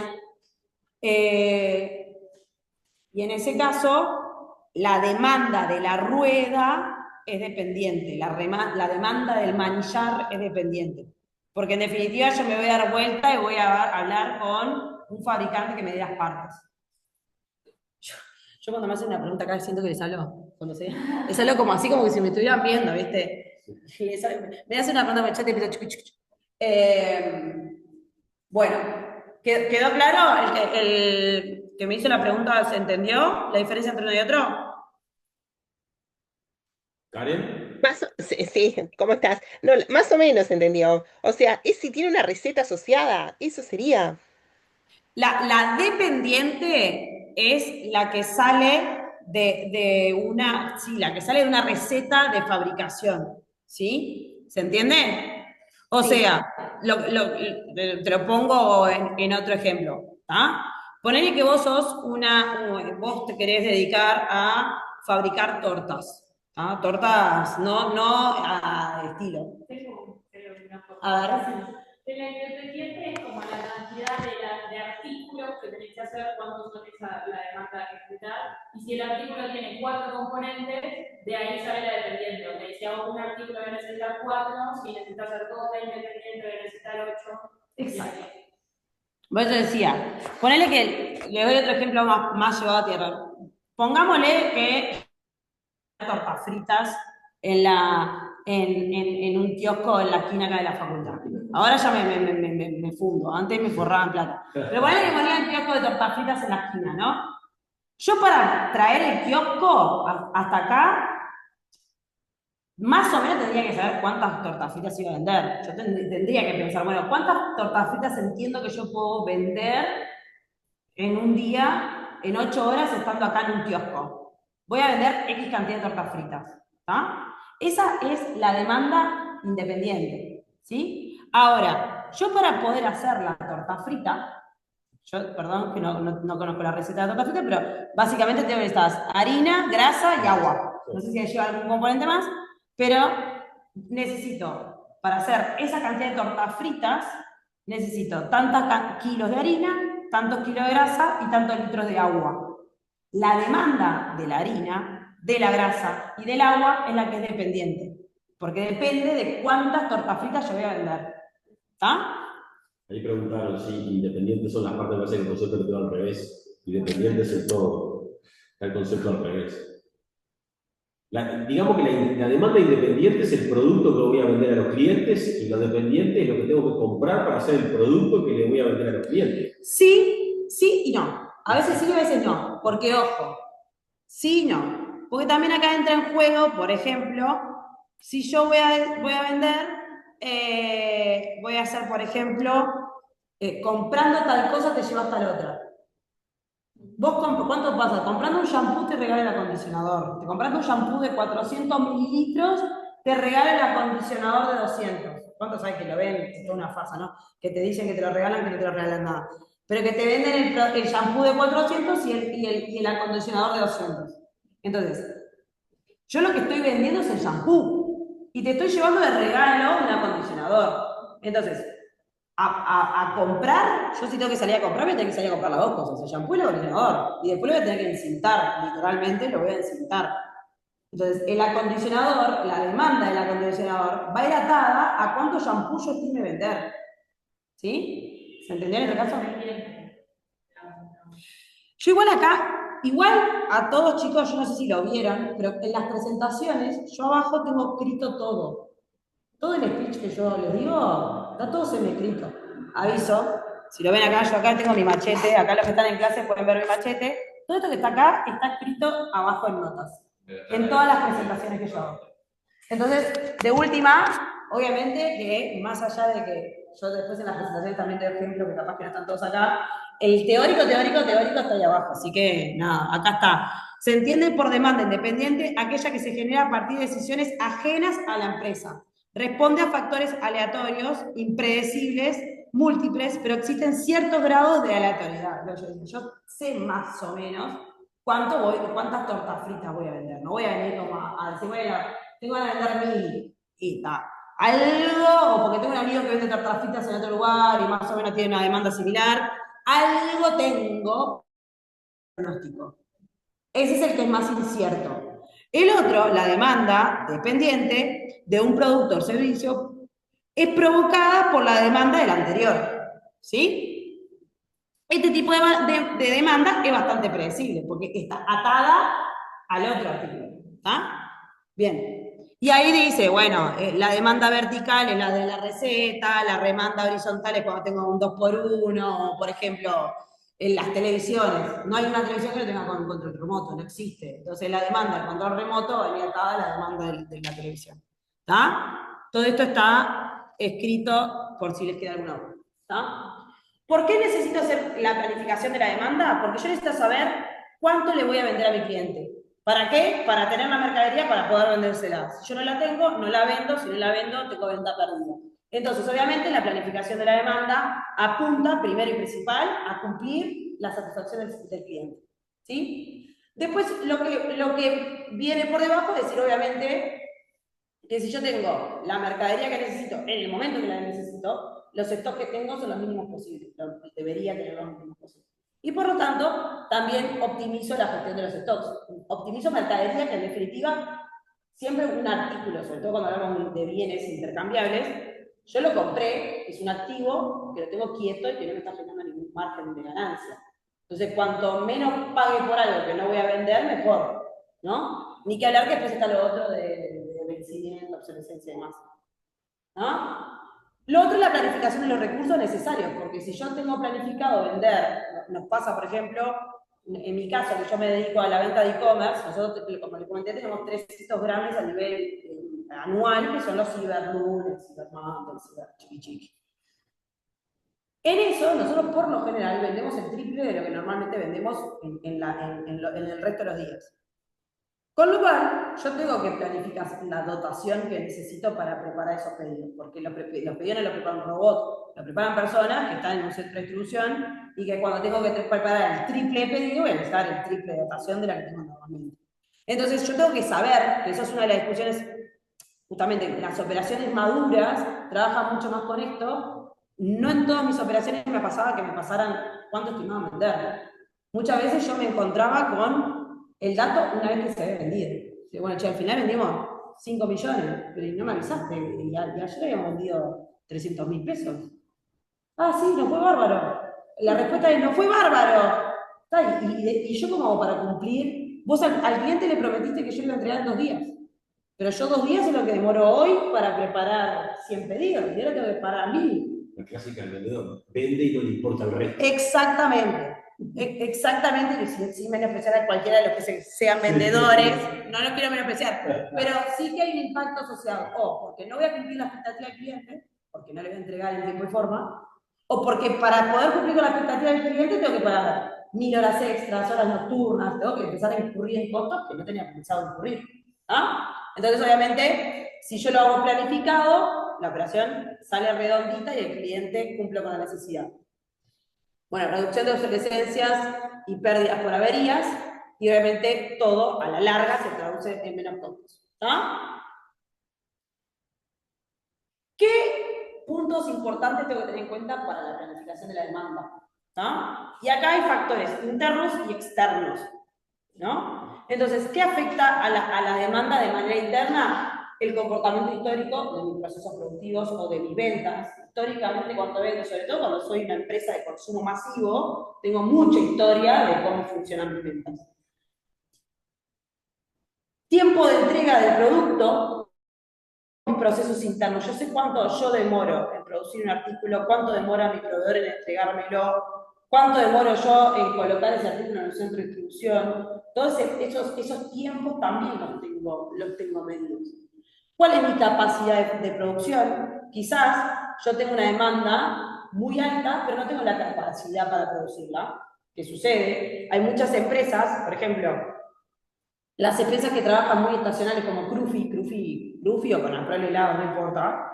Crufi, obviamente, como cualquier empresa que vende helados, su pico de venta está en verano. Y obviamente en invierno, si bien sigue vendiendo, no tiene un pico de venta alto.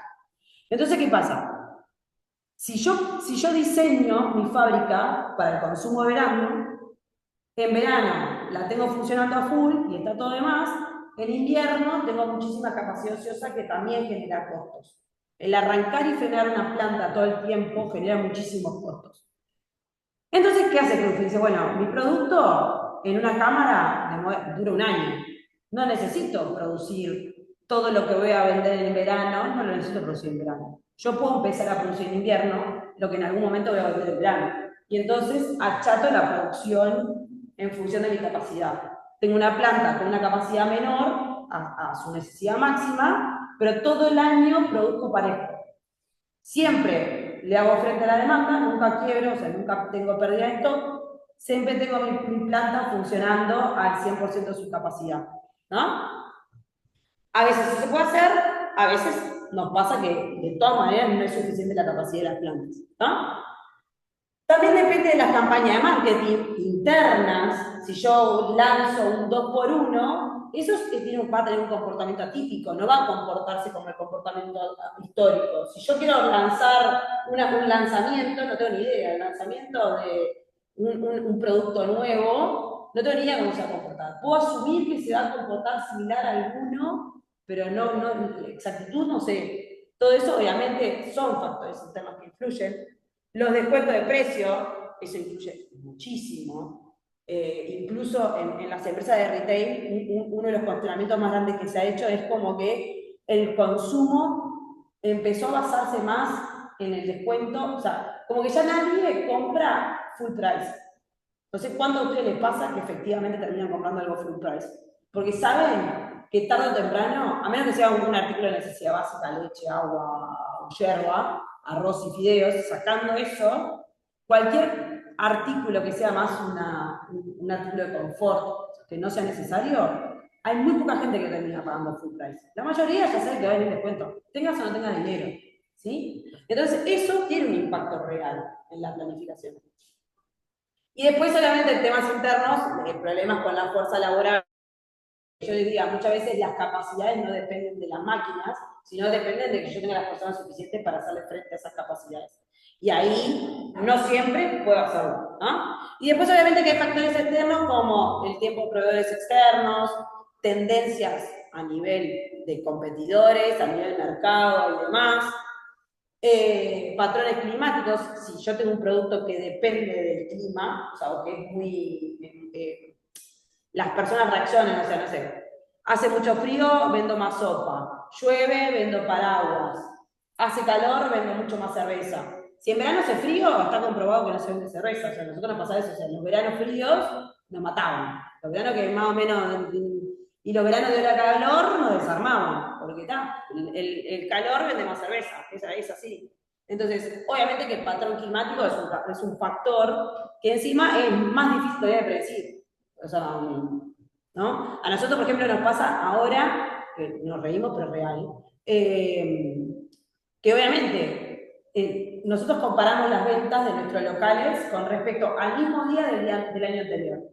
Entonces, por ejemplo, decimos, no, porque el mismo día del año anterior llovía. Por eso yo no vendí. Porque claro, la gente llueve y no va a la tienda, porque no sale de su casa. El día que llueve, yo no salgo a mi casa a comprar una banalidad. Sí, capaz que salgo a comprarme lo necesario, pero una banalidad no. Entonces, o este año llovió, o este año cayó fin de semana y el año pasado no. Esas cosas, nosotros lo tenemos en cuenta para decir por qué no vendí lo que tenía pronosticado vender y el año pasado sí.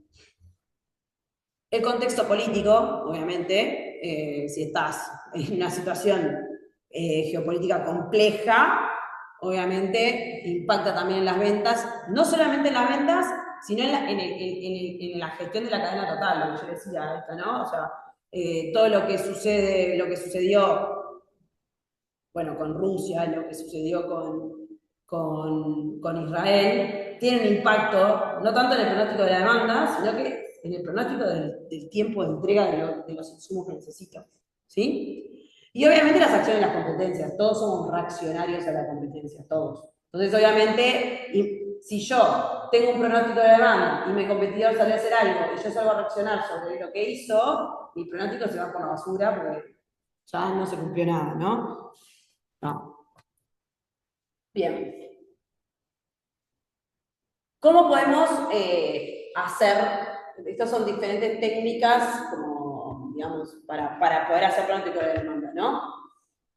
Tenemos un enfoque cualitativo y un enfoque cuantitativo. El que todos conocemos más es el cuantitativo, que se basa en números, ¿tá? El tema está en qué pasa cuando no puedo basarme en números. Entonces ahí, para hacer un pronóstico de la demanda, tengo que utilizar otras herramientas que no son las queridas y viejas, ¿tá? Se utiliza cuando la situación es imprecisa o existen pocos datos. Por ejemplo, un nuevo producto. Yo acá siempre hago el ejemplo, todos los años digo lo mismo porque para mí fue boom, me vuelve la cabeza. Cuando estaba por salir la Coca-Cola Light, yo no me acuerdo qué estaba haciendo en el centro, porque vivía muy lejos del centro, pero estaba caminando con una amiga por el centro. Chica, chica pero no tan chica. Póngale que creo que tenía 15 años. Y estábamos pasando por la puerta de un hotel y sale una muchacha vestida de promotor y me dice, ¿se animan a entrar a hacer una encuesta de mercado? Yo 16 años no tenía ni idea de lo que me estaba hablando. Y digo, nada, me hacen meter acá. Yo decía, mi madre me deja hablar con extraños, me dije yo a la mina. Y nos dijo, si entra, le pagamos 20 pesos a cada una. Era nada. O sea, no era nada de gato. Me iba a pagar igual 2 bancos. Literal que eran 100 pesos a cada uno. Dale, dijimos nosotros, dale, vamos a eso. Es como que, ahora que me decís 100 pesos, mi mamá me deja hablar por el conductorio por 100 pesos. Y me metí para adentro con mi amiga al hotel, igual era un hotel conocido, no me metí en un antro. Pero justamente lo que hicimos fue una encuesta de mercado de consumidores, que en realidad fue como que nos mostraron un montón de videos, nos hicieron probar. En realidad hasta el final nosotros no supimos que era Coca-Cola, recién al final supimos que lo que estaba sucediendo era Coca-Cola. Nos mostraban tipo avisos publicitarios sin la marca y nos decían, nos preguntaban a nosotros, bueno, ¿cómo reaccionás a esto, a esto? Nos preguntaban, bueno, si yo te ofrecería esta bebida, ¿tendrías ganas de tomarla, no tenés ganas de tomarla, te llama la atención, te gustaría? Era como que una encuesta sin efectivamente decirte ni que era Coca-Cola ni que era Coca-Cola Light.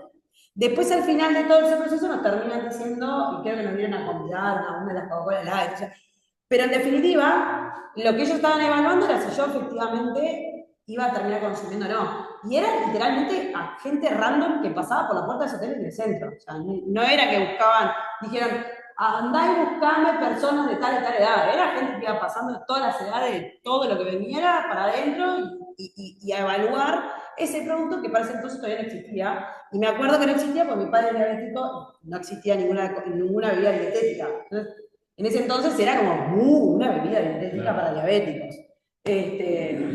Fue como algo que me llamó mucho la atención, pero digámoslo, como no había historia de bebidas justamente dietéticas, se tuvo que hacer con un estudio de mercado de este índole, que se llamaba, no me acuerdo si era, no es ni siquiera un focus group, pero bueno. Pero básicamente es o conseguir expertos, no sé, en el mundo de la tecnología muchas veces lo que se hace es, como no le voy a preguntar a un transeúnte de aquí, no tiene la más pálida idea, sí armo un jurado de gente experta en rubros similares, que conozca muchísimo del mercado de tecnología, y le planteo esto mismo, pero a un jurado de gente que sí sabe, y no a un consumidor de a pie. Pero bueno, estos son diferentes métodos que obviamente recopilan datos, pero no datos de ventas históricas. ¿Tá? Y después está el cuantitativo, que es el que más se conoce, es el que se utiliza cuando la situación es relativamente estable o existen datos históricos para poder analizar. No quiere decir que el dato, el consumo, no quiere decir que esto solo se aplique en consumo masivo. Puede ser que sean artículos no de consumo. Yo modista, yo si soy modista, podría llegar a tener un dato histórico, porque hace 10 años que soy modista. Entonces yo sé que la temporada de casamientos es de marzo a mayo y después de septiembre a diciembre la temporada de casamiento y ahí voy a vender más.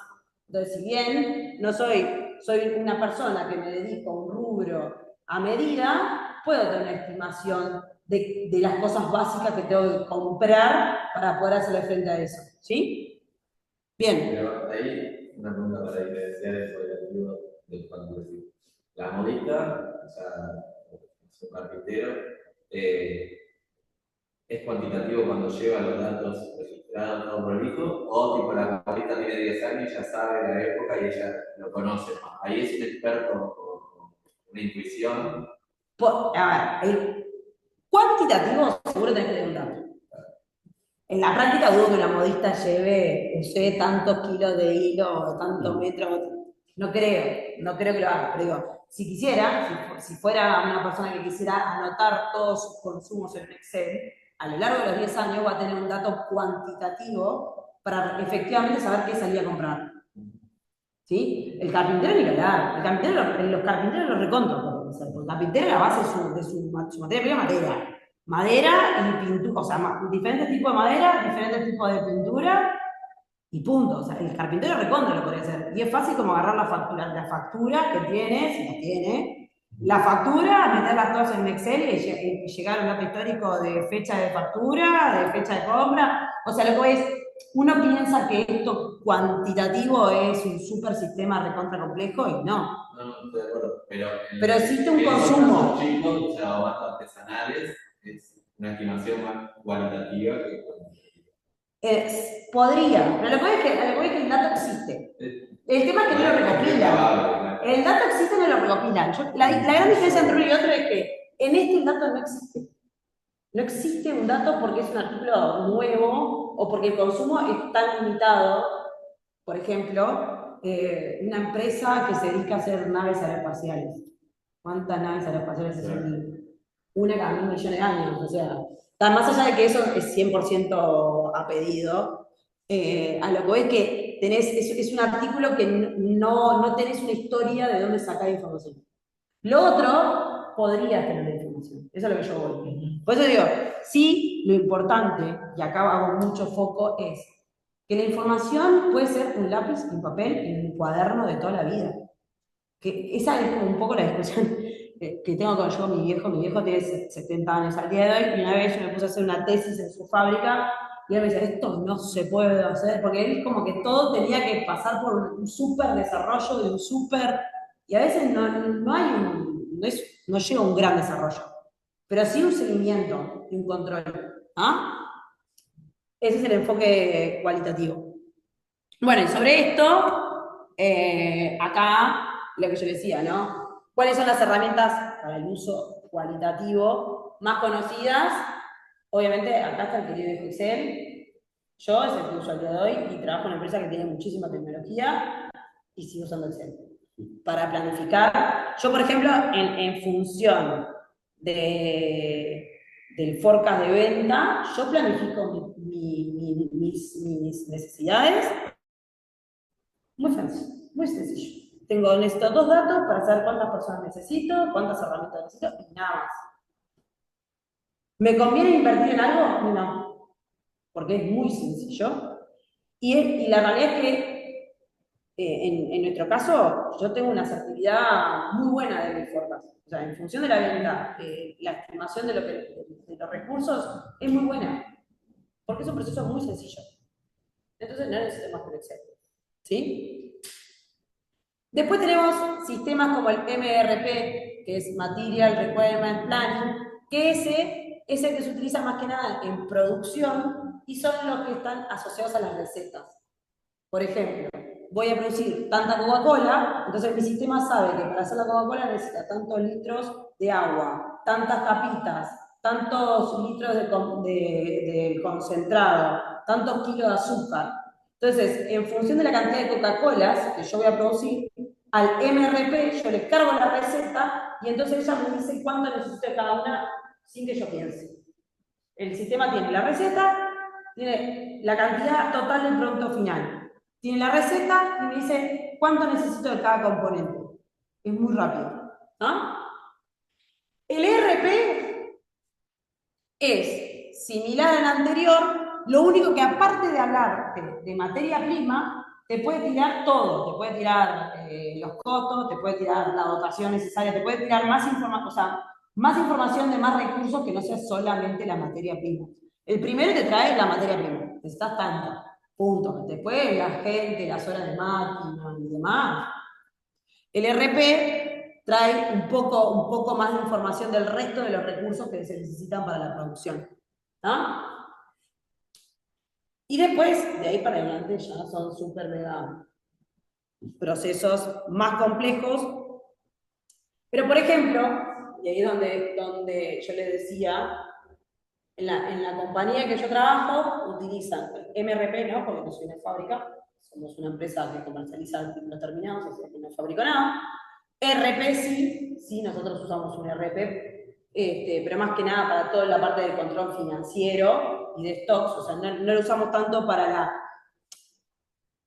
El RP nuestro te dice qué stock tengo, qué consumo tiene cada una de las tiendas y por ende qué stock necesita enviarse del centro de distribución hacia las tiendas. Esa información la tiene el RP.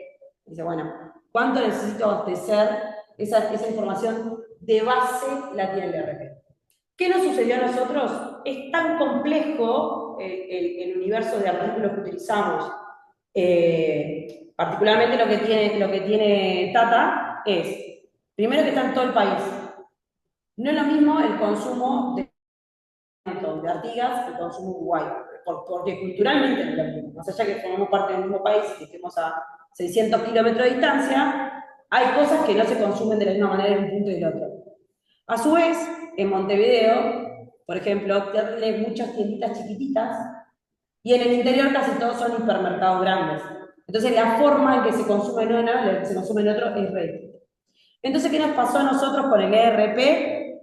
No tenía la capacidad de distinguir si estaba posicionada en Artigas, o si estaba posicionada en Rivera, o si estaba posicionada en Florida, o si estaba posicionada en Maldonado.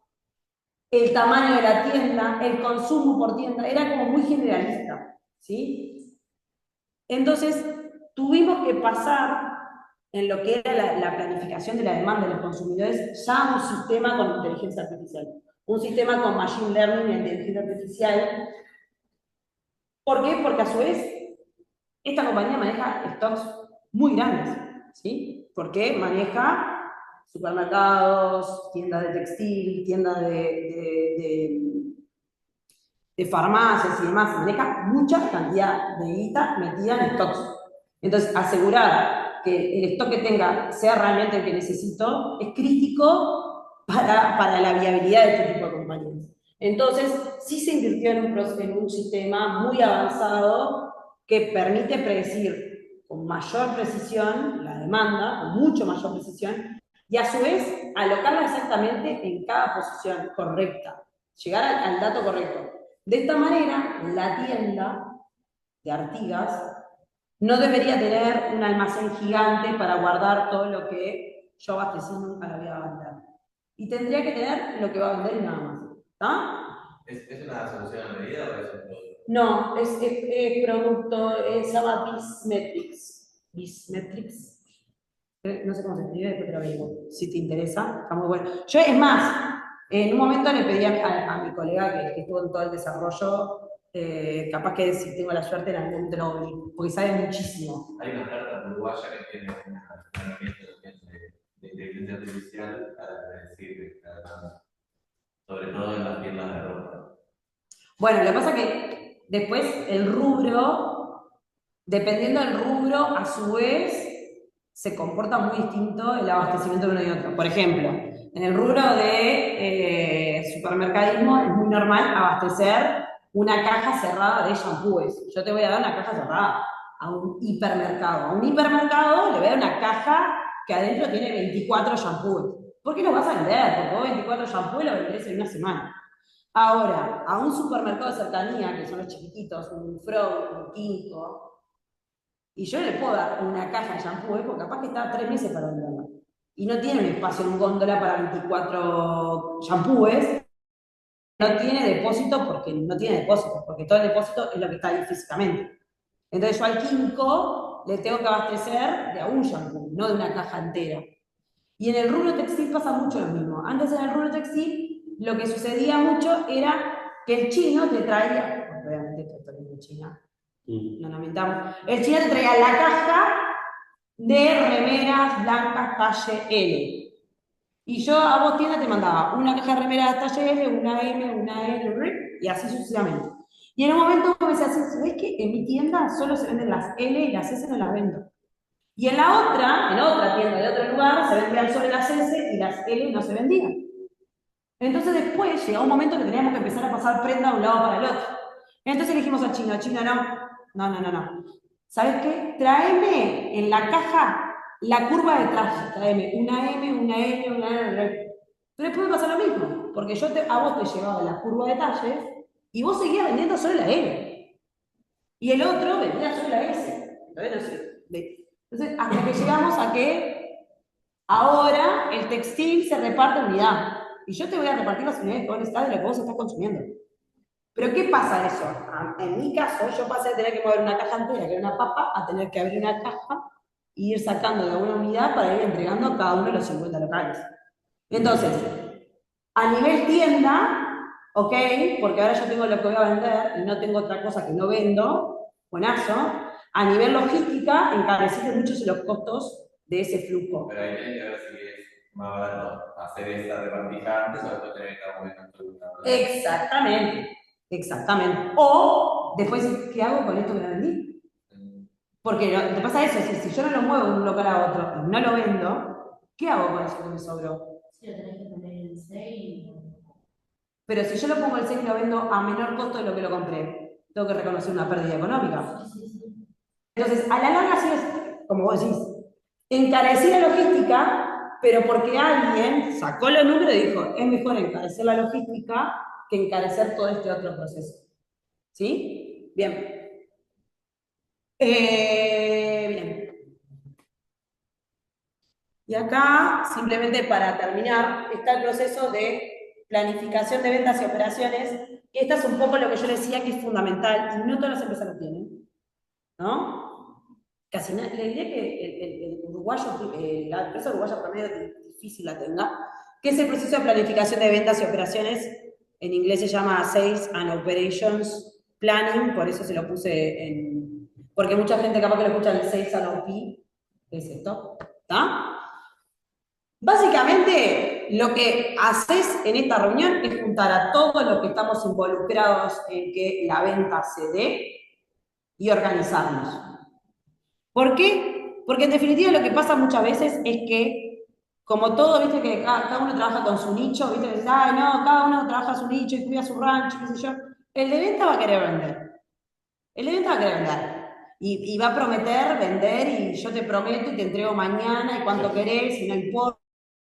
Tarde, porque obviamente en su cabeza sus objetivos muchas veces están incluso atados a una comisión por ventas.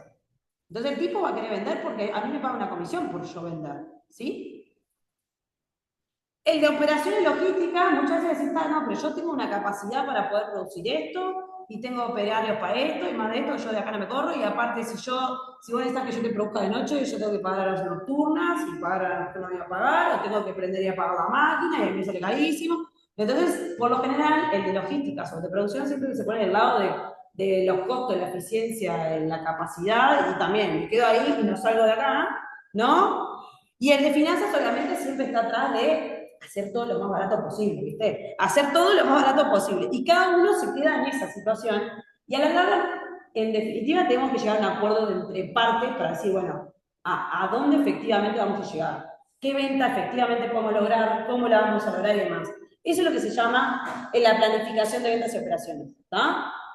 Es el equilibrio entre el aumento de las ventas y el impacto de los costos.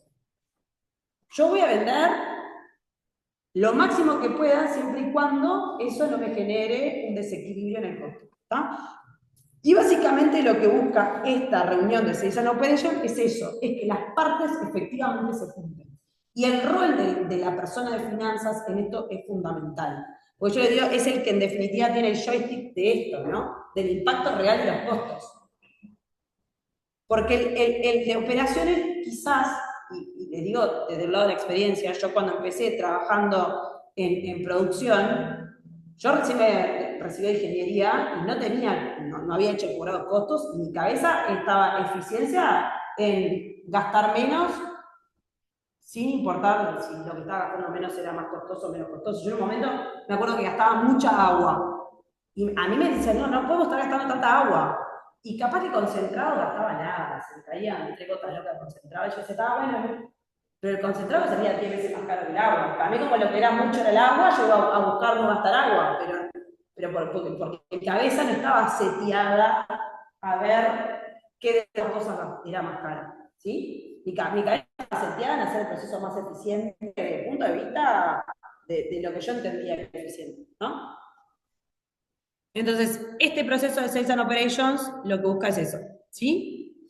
Y tiene como estas etapas. Uno es la recopilación de datos, esto ya te digo, o sea, empezar a ver la historia de lo que está pasando atrás, planificar la demanda, lo que vamos a decir, planificar el suministro, o sea, ¿puedo hacerle frente a esa demanda, sí o no? En caso de no poder, empezar a plantear escenarios. No llego a cumplir la demanda por el motivo que fuera. ¿Qué escenarios son viables con la perspectiva de mejorar la venta, minimizar los costos y demás? Y entonces, en definitiva, en la reunión lo que haces es llegar a una negociación de, bueno, ¿a qué volumen vamos a llegar a cubrir con esta visión integral? ¿No? Eso es lo que busca este proceso, y para mí la vista del área de finanzas es fundamental. Bien. Y acá un poco lo que les decía, que lo fuimos viendo. ¿Cuál es el rol del controller? Si se quiere, en todo lo que hablamos de la planificación, cuantificar el impacto del kill stock, si me quedo sin mercadería, cuánto es el margen que pierdo, cuantificar el exceso, si yo consigo mercadería de más, cuánto termino perdiendo por obsolescencia y demás, traducir los planes de ventas en necesidad de recursos, o sea, en función de la venta, qué recursos de mano de obra, de infraestructura, de materias necesito, y eso obviamente cuánto me termina saliendo. Evaluar la desviación, el impacto de la desviación. Yo el otro día tuve una discusión con la Controller de una sociedad de negocio que me estaba cuestionando a mí el desvío de uso de horas de tercerizados. Entonces me decía, no, porque vos gastaste más en gasto de personal tercerizado, gastaste más. Y yo le digo, y vendiste menos, vos vendiste menos y gastaste más. Le digo, pero vos tuviste un desvío del 20% de ofertas. Vos me pasaste que ibas a vender un 20% más de lo que efectivamente vendimos. Y yo tenía a toda la gente esperando el 20%. El 20% no vino, y no es que yo digo, bueno muchachos, nos vamos a la casa a dormir. Ahí está el desvío. El impacto en el desvío está en que vos me dijiste que ibas a vender 20% más y efectivamente lo hiciste. Y yo me preparé para vender 20% más. Y después cuando no vino, y ahí tenés el impacto del desvío.